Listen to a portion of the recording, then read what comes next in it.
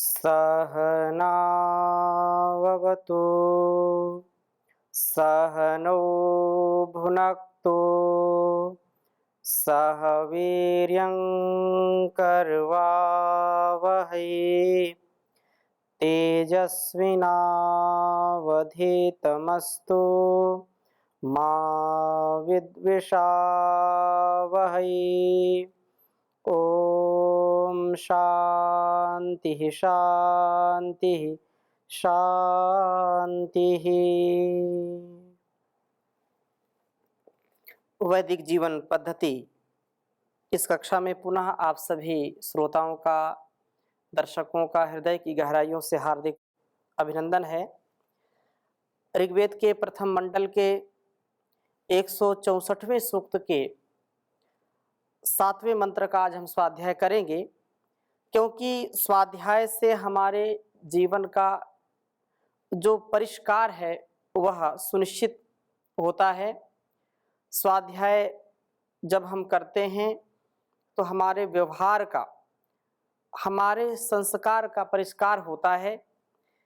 प्रत्येक व्यक्ति जो इस वेद विद्या को आत्मसात करने का प्रयास करते हैं तो वो स्वयं भी इससे संपूर्ण विद्याओं का जो तात्पर्य है उसको समझ सकते हैं। समझ करके दूसरों को भी समझाने का सामर्थ्य उनके अंदर आता है। तेजस्विता से और हर प्रकार के ज्ञान से परिपूर्ण हो जाते हैं। उनकी प्रत्येक वाणी अत्यंत मधुर, सारगर्भित और लालित्यपूर्ण होती है, क्योंकि संपूर्ण वेद जो परमपिता परमेश्वर की साक्षात वाणी है उसका दिया हुआ उपदेश है हमारे लिए।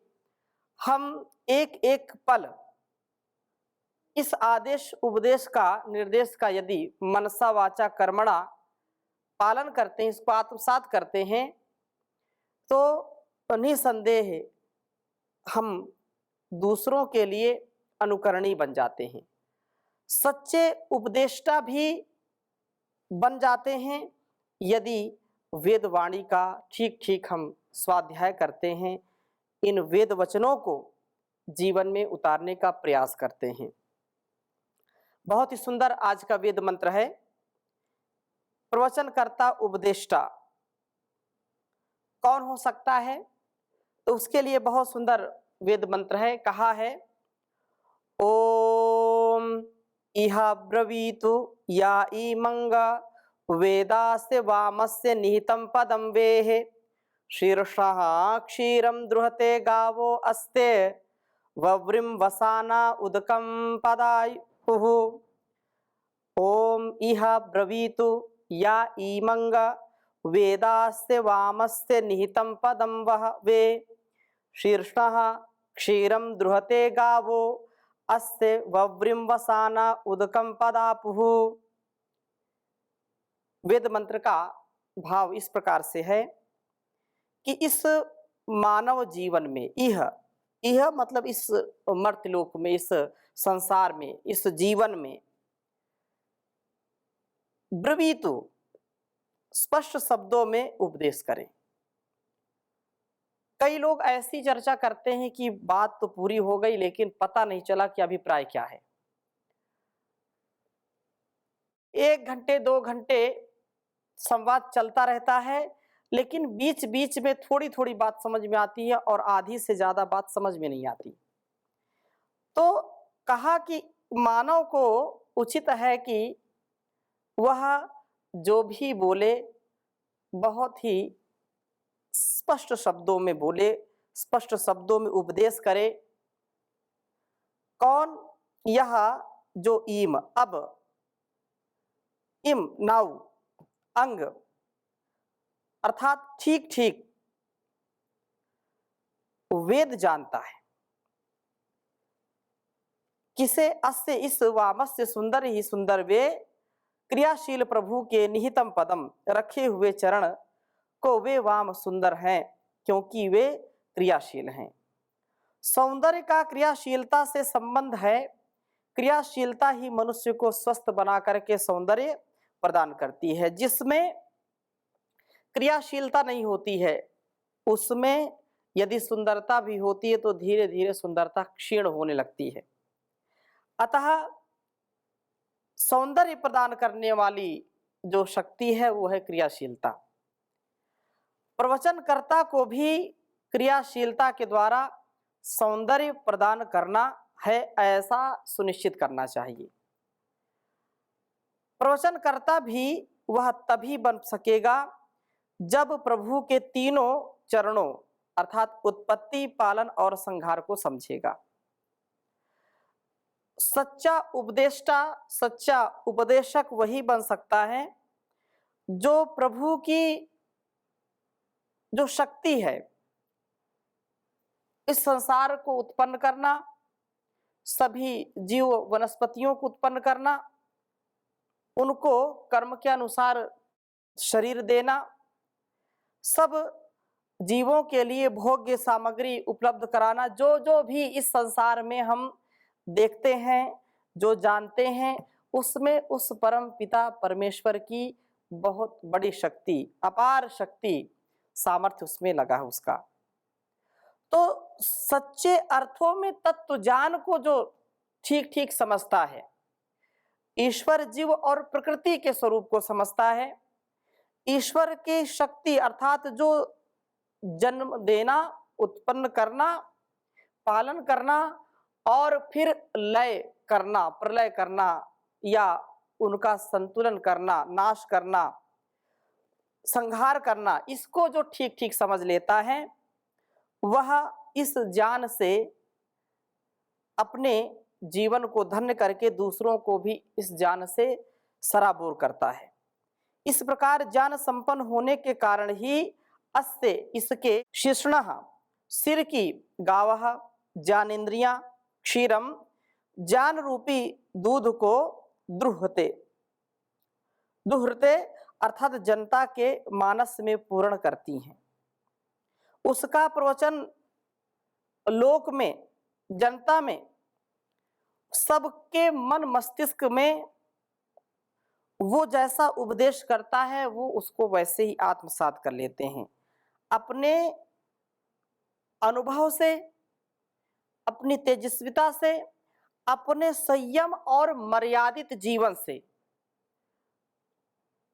पुरुषार्थमय जीवन से जो लोग उपदेश करते हैं, केवल उपदेश करने मात्र से काम नहीं चलता, पर उपदेश कुशल बहुतेरे, ऐसी बात कही जाती है।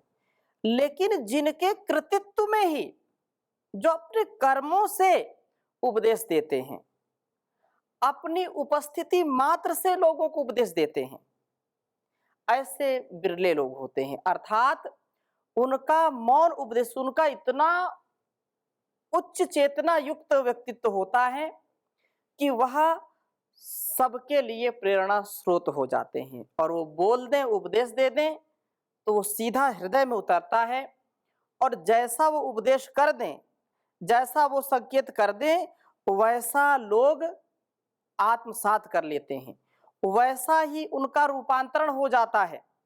महर्षि देवदयानंद जी के जीवन की अनेक ऐसी घटनाएं हैं कि अलग अलग लोगों ने उनसे अनेक प्रश्न किए, शास्त्रार्थ किए, और उनकी तेजस्वी वाणी और देदीप्यमान जो उनका व्यक्तित्व था, उसके वशीभूत होकर के, उनके पुरुषार्थ में, उनके उच्च चरित्र के दर्शन पाकर के लोगों के हृदय बदल गए, लोगों के जीवन बदल गए। जो अत्यंत दीनहीन स्थिति में थे, विचारों से भी, चरित्र से भी, उनका व्यक्तित्व इतना उच्च हो गया कि आज भी उनका नाम स्मरण किया जाता है। तो ऐसे ही जो तेजस्वी होते हैं, उनकी वाणी से जो भी उपदेश निकलता है वह लोगों के कानों से हृदय तक पहुंचता है, और वह व्यक्ति वैसा ही कर्म करता है जैसा उसको उपदेश मिलता है। तो ऐसी स्थिति से हम अपने आप को सदा ओतप्रोत करें, इससे एक क्षण का भी प्रमाद इसमें ना होने पाए। और उनकी मधुर वाणी जो लोगों के मन मस्तिष्क में ज्ञान को भर देता है, तो ऐसे क्षीर अर्थात मधुर उनकी वाणी, उनका प्रवचन मधुर होता है, वैसे ही उसकी वाणी से निकलने वाले शब्द भी मधुर होते हैं।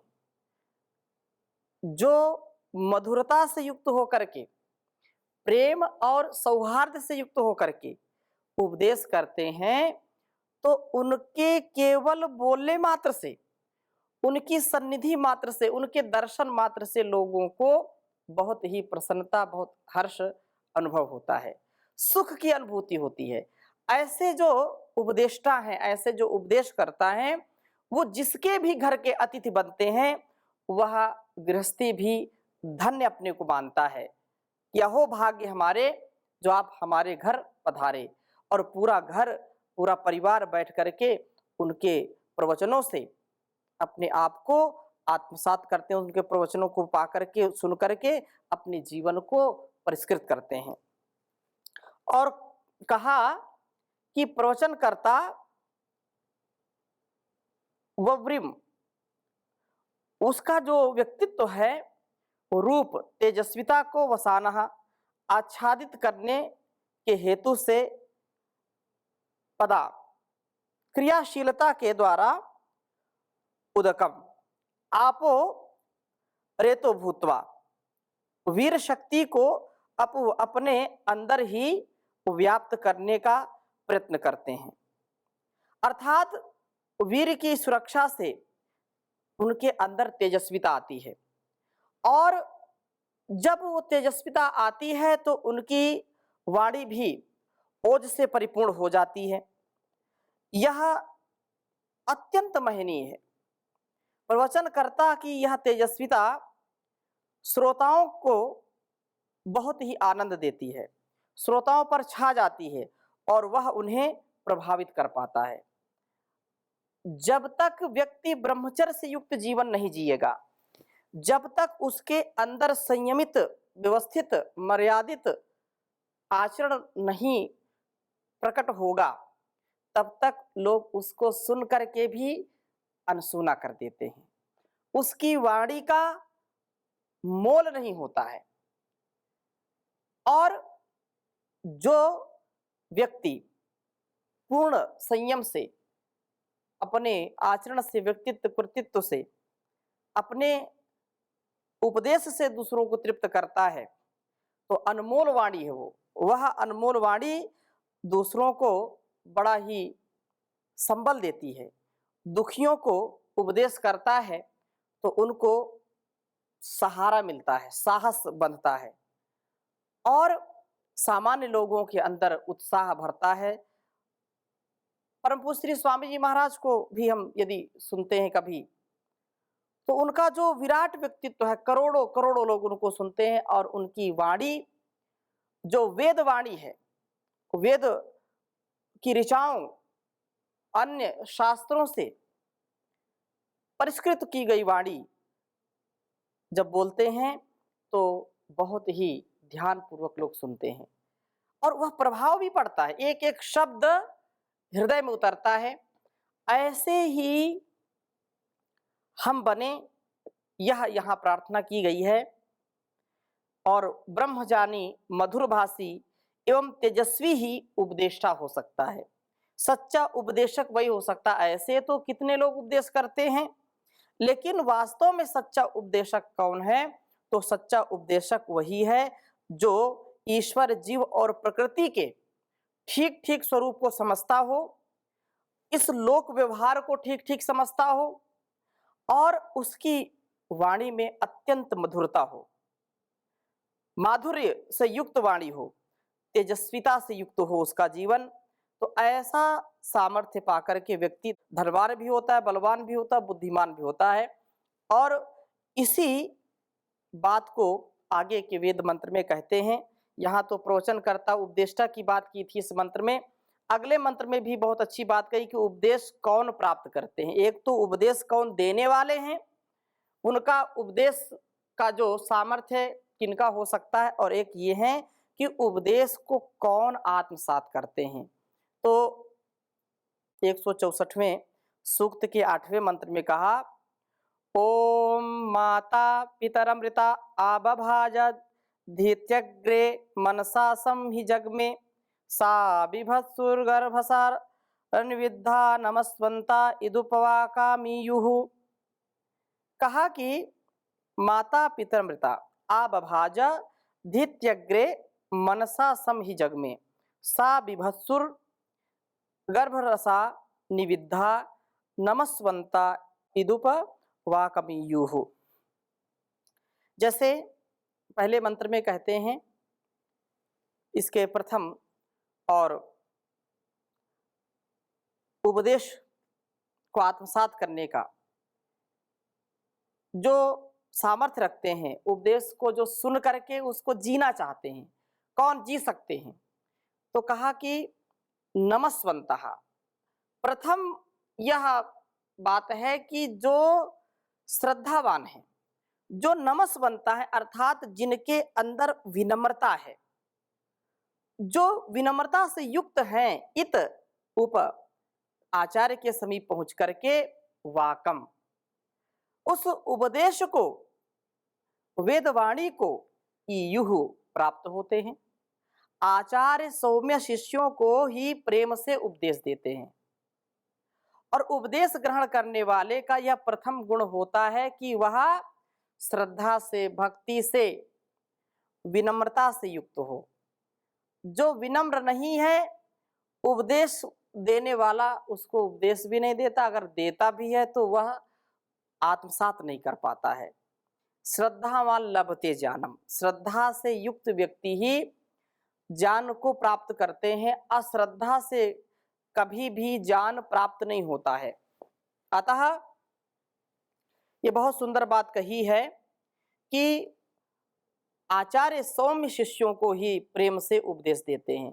उपदेश ग्रहण करने वाले का प्रथम गुण है भक्ति व सेवा वृत्ति। सेवा से मेवा मिलती है, सेवा शुश्रूषा करना, आचार्य की, माता पिता, गुरु की सेवा से बहुत, और जो भी बड़े होते हैं उनकी भी सेवा करने से हमको ज्ञान मिलता है। वो अपने अनुभवों से हमको अभिसिंचित करते हैं, हमारे ज्ञान को परिपक्व करते हैं।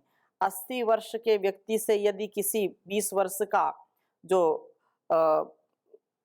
पुत्र है या कोई बेटा बेटी है, तो उनकी सेवा से, उनकी सन्निधि से 80 वर्ष का जब व्यक्ति कोई उपदेश उनको करता है और वो आत्मसात करते हैं, तो 20 वर्ष में ही 80 वर्ष का अनुभव हमारे अंदर उत्पन्न हो जाता है। तो ये सेवा और भक्ति का ही परिणाम होता है कि वो उनको सच्चा उपदेश करते हैं। इस नम्र शिष्य के अन्य गुणों का उल्लेख प्रथम 3 चरणों में इस प्रकार से हुआ है। कहा माता, अर्थात माता का मतलब यहाँ माँ नहीं है, माता का मतलब है जीवन का निर्माण करने वाला जो विद्यार्थी है। पितरम, ज्ञानप्रद आचार्य के पास परिते सत्य ज्ञान की प्राप्ति के निमित्त आता है। विद्यार्थी वही हो सकता है जिसमें जीवन निर्माण की भावना हो। विद्या जो अर्जन करना जिसका प्रमुख लक्ष्य है, जो सांसारिक सुखों को तिलांजलि दे करके विद्या अध्ययन में ब्रह्मचर्य पूर्वक विद्या को पाना चाहता है, उसके लिए सुबह से शाम तक अपना समय लगाता है, वही विद्यार्थी हो सकता है। और जो सुख की कामना करते हैं, इस संसार के आकर्षण में जो फंस जाते हैं, वो विद्यार्थी नहीं हो सकते हैं, क्योंकि विद्यार्थी जो हैं तो सुख को त्याग दें। और यदि विद्या चाहते हैं, विद्यार्थी वा त्यजेत सुखम सुखार्थी वा त्यजेत विद्याम, अगर विद्यार्थी सुख चाहता है तो विद्या नहीं आती, और विद्या चाहता है तो सुख उसको नहीं, ना के बराबर मिलता है। सुख हाँ बाद में तो अमृत के समान है विद्या, पहले तो विष के समान है, लेकिन इसको जो आत्मसात करता है उसके लिए कहा है कि यह सत्य ज्ञान की प्राप्ति के लिए आता है। जब विद्यार्थी इस प्रकार की भावना से गुरुकुल में, आचार्य कुल में आता है, तभी वह मनसा, हृदय, और हृदय भी कैसा, धीति अग्रे, जिसमें कर्म प्रधान है, कर्म की सर्व प्रधानता है जिसमें, अर्थात श्रम की प्रबलता हो, प्रबल भावना हो से युक्त होकर के ही वह आचार्य के पास जाकर के सम्यक गमन करता है। सा जीवन, वह जीवन निर्माण का अभिलाषी विद्यार्थी ही विभत्सुः, आचार्य के साथ अपने को बांधने की इच्छा वाला होता हुआ गर्भरसा, गर्भरस से रहस्यमय ज्ञान के जल से निविद्धा हृदय के अंतस्थल तक सिक्त हो जाता है, अर्थात उसका ज्ञान जो उपदेश उसको मिला है उससे पूर्ण परिपक्व हो जाता है। जीवन निर्माण के अभिलाषी को विनीत भाव से जो आचार्य हैं उनकी चरण वंदना, उनकी श्रद्धा भक्ति से सेवा करके ज्ञान जल से अपने आप को अभिषिक्त करते हैं, अपने आप को अभिसिंचित करते हैं, विकसित करते हैं, सुरभित करते हैं, सुगंधित करते हैं अपने जीवन को, और इस जगत को भी ऐसा ही वो करते हैं। तो उपदेश करने वाला और उपदेश सुनने वाला, उपदेश को आत्मसात करने वाला, दोनों के हृदय स्वच्छ हो, निर्मल हो, और दोनों के अंदर पुरुषार्थ से परिपूर्ण उनका जीवन होना चाहिए। पुरुषार्थी व्यक्ति ही उपदेश करे तो लोगों को समझ में आती है बात, और पुरुषार्थी जब उसको आत्मसात करे, क्योंकि कुछ लोग केवल वक्ता होते हैं, उपदेष्टा होते हैं, और वो केवल बोलते हैं कि वक्ता बकता रहता है और श्रोता सुनता रहता है। सुनने का मतलब सोता रहता है श्रोता, तो इस कान से सुना, इस कान से निकाल दिया। तो ऐसा वक्ता और ऐसा श्रोता वो अपना भी कल्याण नहीं कर सकते और दूसरों का भी कल्याण कहाँ हो सकता है। दोनों वेद मंत्रों का अभिप्राय यही है कि आचार्यों की सेवा, वृद्धों की सेवा, बड़ों की सेवा करके उनके संपूर्ण जीवन का जो उपदेश है वो हमको सहज भाव से मिल जाता है, और अल्पकाल में ही हमको बहुत अनुभव मिल जाते हैं, जिससे हमारे जीवन में हम धोखा नहीं खाते हैं, तथा उपदेष्टा वो भी सक्सेसफुल होता है, सफल होता है, जिसके जीवन में सादगी है, ब्रह्मचर्य से युक्त जिसका जीवन है, और जो मधुर भाषी है। कितना बड़ा उपदेष्टा हो, कितना वो अच्छा बोलता हो, कितना कल्याणकारी बोलता हो, लेकिन यदि कटु वाणी बोलता है, कटु भाषा बोलता है, कड़वी भाषा बोलता है, तो लोग उसको सुनकर के स्वयं उलझ जाते हैं और अश्रद्धा उत्पन्न हो जाती है। तो सत्यम वद धर्मम चर, सत्यम ब्रूयात प्रियम ब्रूयात, ये हमारी जो परंपरा है इसमें हमको सदा सर्वदा ध्यान रखना चाहिए और उस परमात्मा के प्रति कृतज्ञता से अपने जीवन को लगाने का प्रयास करना चाहिए, तभी हमारा जीवन सफल होगा। इसलिए कहा है कि प्रभु के ध्यान में मग्न होकर के, ईश्वर के गुणगान में भी अपने आप को लगाना। उपदेश सुनने वाला भी भजन आनंदी हो और कहने वाला भी, उपदेश सुनना और सुनाना दोनों में जब ईश्वर का गुणगान करने का भाव आए, ईश्वर की भक्ति का भाव जब आता है, ईश्वर ने जो संसार और ये शरीर दिया है उसके प्रति कृतज्ञ भाव से होकर के हम कोई कार्य करते हैं तो आनंद से परिपूर्ण हो जाते हैं। इसलिए कहा है कि हुआ ध्यान में ईश्वर के जो मगन, उसे कोई क्लेश लगा न रहा। जब ज्ञान की गंगा में न्याया, तो मन में मैल जरा न रहा। परमात्मा को जब आत्मा में लिया देख जान की आँखों से, प्रकाश हुआ मन में उसके, प्रकाश हुआ मन में उसके, कोई उससे भेद छिपा न रहा। हुआ ध्यान में ईश्वर के जो मगन, कोई उसको क्लेश लगा न रहा। पुरुषार्थ ही इस दुनिया में सब कामना पूरी करता है। मन चाहा सुख उसने पाया, जो आलसी बन के पड़ा न रहा।